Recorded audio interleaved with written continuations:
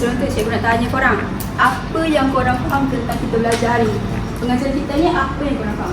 Cikgu nak korang tulis dekat kertas yang cikgu akan bagi ni. Cikgu bagi masa 2 minit saja tau. Okay, semua tulis tak?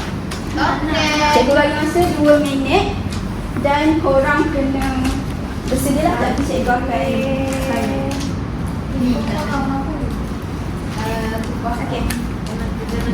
2 minit saja. Saya jangan kesentuhkan masa.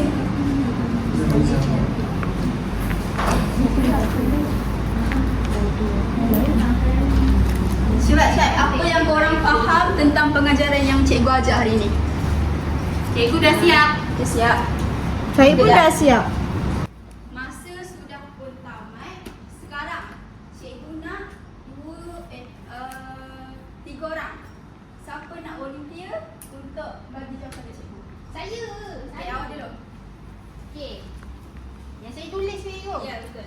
Kita perlu berusaha dengan gigih dalam kehidupan walaupun berdepan pelbagai cabaran. Okey, bagus. Okey. Boleh tampal jawapan. Tampal lah, tampal. Bukan tampal Sekejap, cikgu ada hadiah kat kamu. Wah, best lah. Nak juga cikgu. Tampal. Tampal. Okey, pilih nak warna apa? Dapat. Okey. Nak hadiah juga Okey. cikgu. Nak jawab. Satu lagi, kedua. Cikgu. Dia nak hadiah lah tu. Apa yang saya tulis? Kita hendaklah sentiasa insaf dan berani memohon maaf apabila melakukan kesalahan. Okey, bagus. Okey, boleh tampal dekat depan.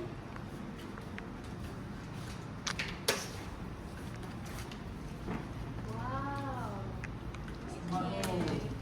Okey, pilih hadiah. Okey. Okey, seorang lagi. Cikgu nak pandangan.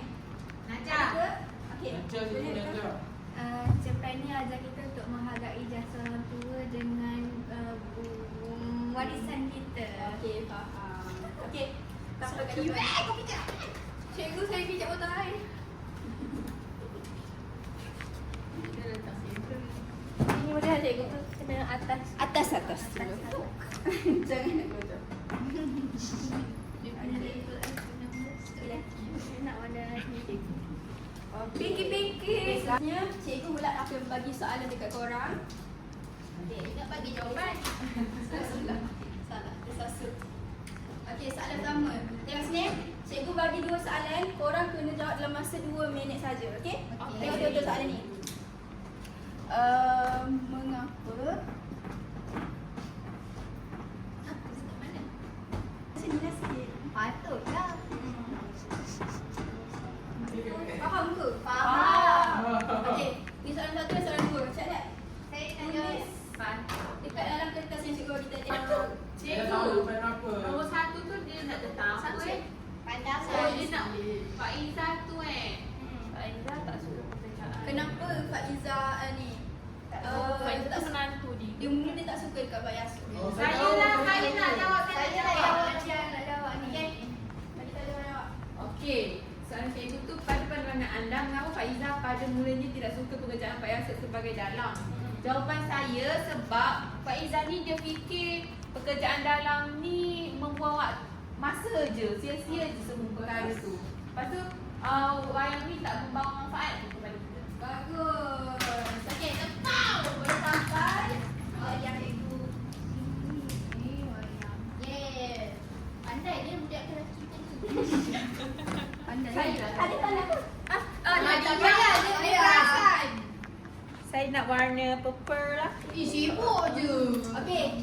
Ada lagi ke yang nak jawab soalan nombor 1? Saya. Okey. Bagi jawab. Pada pandangan saya, mengapa Faizah pada mulanya tidak suka pekerjaan Pak Yasud sebagai dalang? Sebab Ustazah Faizah tu dia anggap wayang kulit tidak sesuai dengan ajaran agama Islam. Dan itu mengagungkan orang patung. Dia gagap ni. Bagus. Okey, bersampai jawab. Sanggup, siap. Tanya. Oren ambil oren je. Okey. Untuk soalan nombor 2 pula. Ada ke yang jawab? Mana? Saya kenapa kita pilih menghargai warisan budaya seperti wayang kulit sebab ia melambangkan jati diri dan identiti bangsa kita. Bagus. Kita angkat depan.